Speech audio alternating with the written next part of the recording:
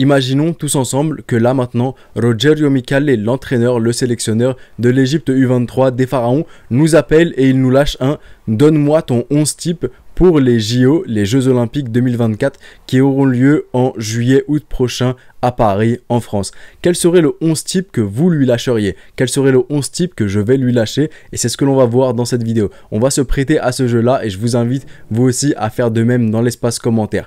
Et avant de commencer, n'hésitez surtout pas à vous abonner si ce n'est pas encore fait. Vous êtes environ 75% à regarder les vidéos sans être abonné, donc faites-le, ça m'aide énormément. D'autant plus que si vous ne le savez pas, depuis le 17 juin jusqu'au 31 août, il y a une vidéo au minimum chaque jour qui sort non-stop. Donc pour récompenser cela, la manière la plus simple et la plus gratuite possible, c'est de vous abonner si ce n'est pas fait, de mettre un petit like si le contenu vous plaît, de partager et c'est parti pour le sujet de la vidéo. Et petite précision extrêmement importante pour ceux qui ne le savent pas et même pour ceux qui le savent, je trouve que c'est quand même bon de le rappeler, les équipes de foot qui joueront les JO prochains seront composées de 18 joueurs seulement, non pas 23, non pas 23 plus 5 comme en période seulement 18 joueurs et ces joueurs devront être nés après le 1er janvier 2001, ce qui veut dire qu'au moment des JO 2024, ils devront avoir maximum 23 ans. Mais cependant, nonobstant, en revanche, tout ce que vous voulez, chaque équipe a le droit à 3 jokers entre guillemets, 3 joueurs qui sont nés avant justement le 1er janvier 2001,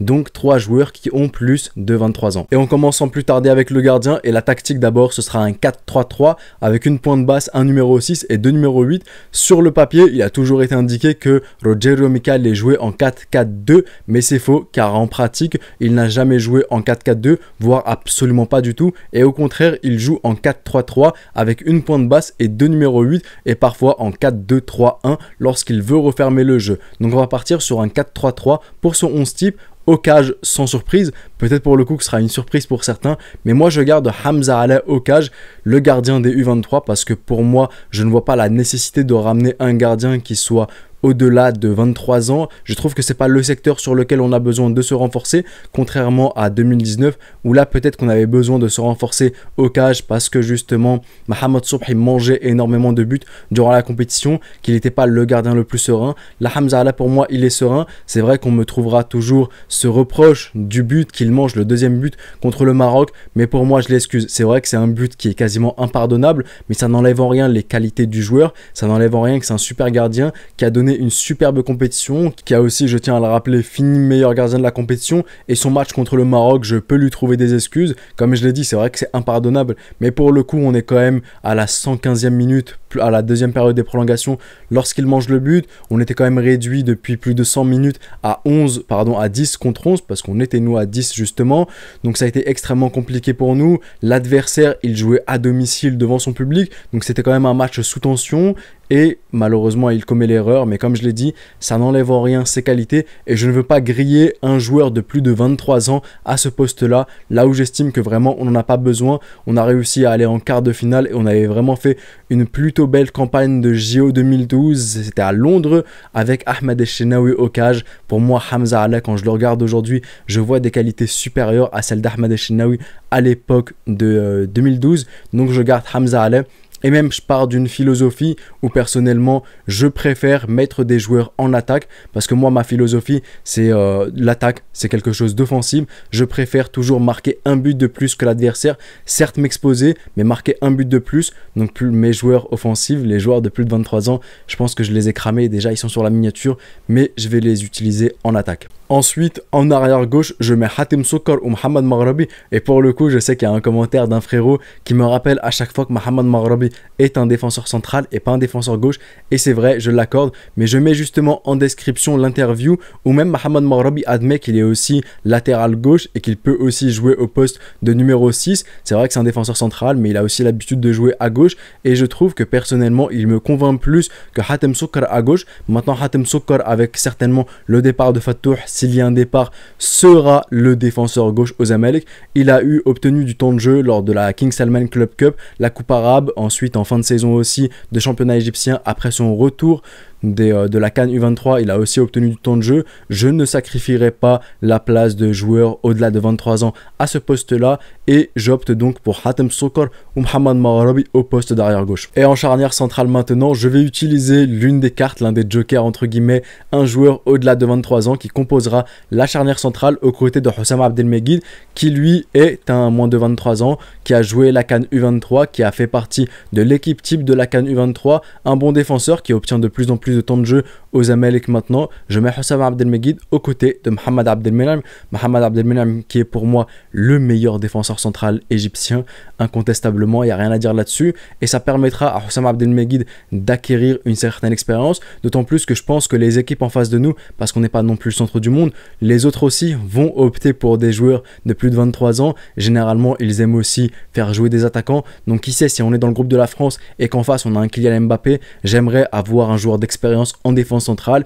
Et Mohamed Abdelmenam, c'est le joueur pour lequel j'opterais. Maintenant, j'y ai mis quand même quelques petites réserves et pourquoi pas mettre Ahmed Hegazi, parce que justement, si Mohamed Abdelmenam reste à Al Ahly, il aura championnat égyptien, toutes les coupes autour, il aura Ligue des champions de la CAF, il aura Super Ligue de la CAF, ça a changé de nom mais je sais plus c'est quoi, il aura une potentielle coupe arabe, rien n'est confirmé, mais on parle d'une coupe arabe potentiellement juste après la Super League, donc de novembre à début décembre. Ensuite en janvier-février, il aura une coupe d'Afrique des Nations, re-championnat égyptien, il a aussi une coupe du monde des clubs à jouer. Mohamed Abdelmenam aura énormément de matchs à jouer, donc au moment des JO en juillet-août, s'il est trop fatigué, moi je propose qu'on le repose et justement qu'on prenne Ahmed Hegazi qui aura beaucoup moins de temps de jeu dans les jambes. Mais on verra à ce moment-là, mais mon choix numéro 1 se porte sur Mohamed Abdelmenam. Et enfin, pour en finir avec la défense, l'arrière droit, je garde le même arrière droit que lors de la CAN U23, c'est Ahmed Aïd, parce que Ahmed Aïd il met l'ambiance, Ahmed Aïd c'est good vibes, Ahmed Aïd il met des chansons de malade, il te met des mahraganat, tu danses toute la soirée après. Mais plus sérieusement, Ahmed Aïd c'est parce que j'ai pas envie de griller une carte d'un joueur de plus de 23 ans au niveau du poste d'arrière droit, et ensuite dans les moins de 23 ans je ne vois pas meilleur qu'Ahmed Aïd, donc je vais le garder. Maintenant c'est lui qui va subir énormément, parce que si par exemple le Brésil, s'ils sont qualifiés, commence à ramener des ailiers gauche, justement l'ailier gauche joue sur l'arrière droit, et s'il ramène du Vinicius ou des gars comme ça va être très dur pour lui, mais bon c'est les risques du métier quoi. Et attaquons maintenant le milieu de terrain et ma pointe basse, mon numéro 6, mon milieu défensif central, appelez cela comme vous voulez. Ce sera le joueur d'Al Ahly, le joueur qui a aussi joué à ce poste là lors de la CAN U23, Ahmed Nabil Koka. Ahmed Nabil Koka parce que pour moi à ce poste là c'est l'un des meilleurs joueurs. Après c'est vrai que Mahmoud Guéhed aussi lorsqu'il rentrait en jeu était plutôt pas mal, donc ça se jouera entre les deux. Je privilégierai le joueur qui aura le plus de temps de jeu en club, et si Ahmed Nabil Koka justement reste à l'Ahly, pas sûr qu'avec Marwan Até à ce poste là il ait le temps de jeu nécessaire, donc on verra à ce moment là, mais je trouve qu'il avait des qualités qui étaient meilleures que celles de justement Mahmoud Guéhed en termes de qualité relance balle au pied. J'aimais plus Ahmed Nabil Koka. Et vu que je suis quelqu'un de porté justement vers le jeu offensif, je veux des joueurs qui savent jouer balle au pied. Donc je privilégie à ce poste-là justement le joueur d'Al Ahly, Ahmed Nabil Koka. Et mes deux milieux centraux maintenant, mes deux numéros 8. D'une part, j'ai Mohamed Chahat. Il a joué la CAN U23, un superbe joueur que j'adore. Un joueur avec énormément de volume de jeu, un joueur qui court énormément, un joueur qui mouille le maillot comme pas possible, un joueur qui a énormément de grinta, qui a la volonté de gagner et de ne pas se contenter d'un résultat. Mais le petit bémol que j'ai avec lui, mais ça va se travailler avec le temps c'est sûr, parce qu'il a moins de 23 ans, c'est la colère un peu quand il est un peu dépassé par les événements, c'est juste se calmer un peu plus de sang-froid, mais sinon dans l'ensemble un superbe joueur capable aussi de tirer de loin, ce qui nous permet de résoudre pas mal de situations lorsque l'équipe en face joue en bloc bas, bloc resserré, où c'est compliqué de trouver des espaces. Il nous permet soit de marquer des buts, comme son but en demi-finale contre la Guinée, soit même de gagner des coups de pied arrêtés, donc Mohamed Chahat. Et à ses côtés, je mets l'actuel joueur du Borussia Mönchengladbach, Mustafa Ashraf, et ce pour plusieurs raisons.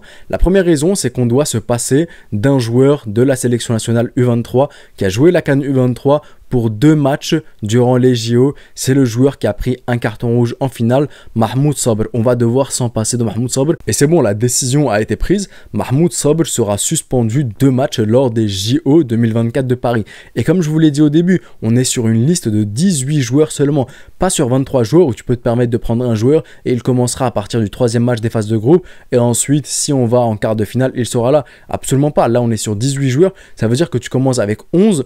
Et ensuite, tu as combien? 7 joueurs. Là, tu vas avoir seulement 6 joueurs. Ça va être extrêmement compliqué pour nous. En plus, c'est un joueur au milieu de terrain. Et au milieu de terrain, c'est un poste où tu as besoin d'énormément de rotation. Regardez les matchs ou même tout simplement regarder sur les applications mobiles les postes où on effectue le plus de remplacements, de changements. Le milieu de terrain fait partie de ces postes-là où il y a le plus de changements parce que c'est un poste compliqué où les joueurs se fatiguent vite.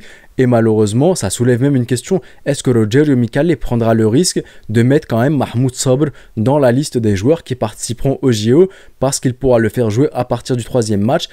C'est une question que je me pose et je vous invite vous aussi dans l'espace commentaire à répondre à cette question. Est-ce que vous prenez le risque de prendre Mahmoud Sabr dans la liste? Mais revenons-en à Mustafa Achraf et pourquoi est-ce que je le prends?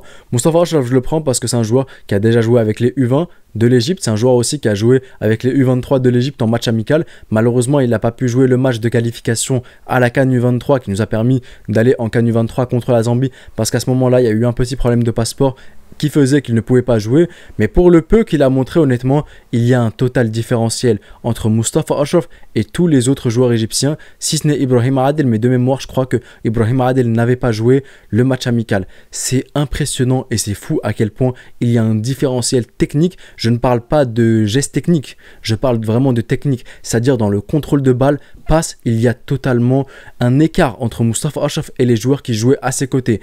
Quand on parle de QI Football, Mustafa Achraf est à 200, tandis que certains de nos joueurs égyptiens sont malheureusement à 60. Donc c'est pour ça que je le prends. C'est un joueur qui a déjà joué avec cette équipe. C'est un joueur qui parle aussi égyptien. Il n'aura pas de problème de cohésion avec le groupe. C'est un superbe joueur techniquement. C'est tout simplement pour moi, même si Mahmoud Sabr pouvait être apte à jouer, j'aurais quand même pris Mustafa Achraf. Parce que c'est vrai que Mahmoud Sabr a une qualité de frappe de loin qui est pour moi supérieure à celle de Mustafa Achraf.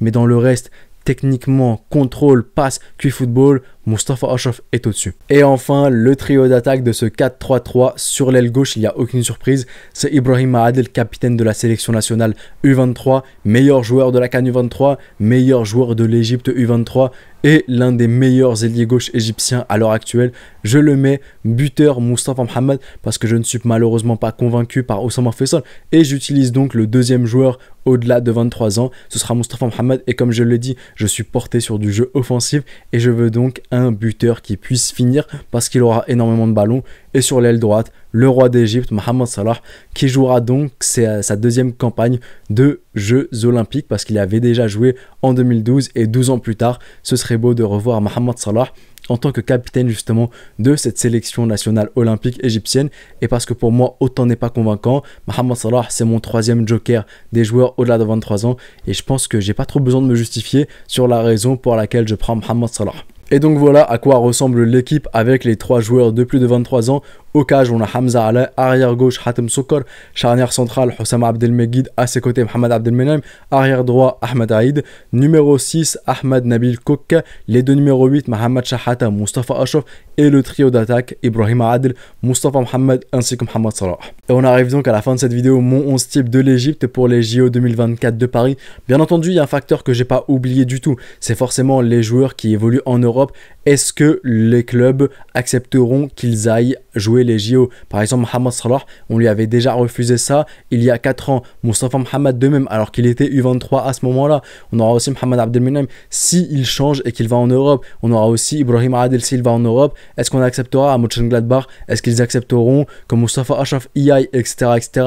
Mais ce 11 là, c'est un 11 utopique. C'est le 11 que j'aimerais voir et j'espère vraiment qu'on aura ce 11 là parce que pour moi, c'est peut-être le 11 le plus équilibré et le meilleur 11 que l'on peut faire en prenant en compte forcément qu'on a seulement 3 joueurs au-delà de 23 ans et en prenant en compte les U23 qu'on a à disposition. À vous maintenant de jouer dans l'espace commentaire. Je me ferai un plaisir d'avoir votre 11 type. C'était le petit pharaon. Prenez soin de vous et de vos proches et je vous dis... Arrivederci.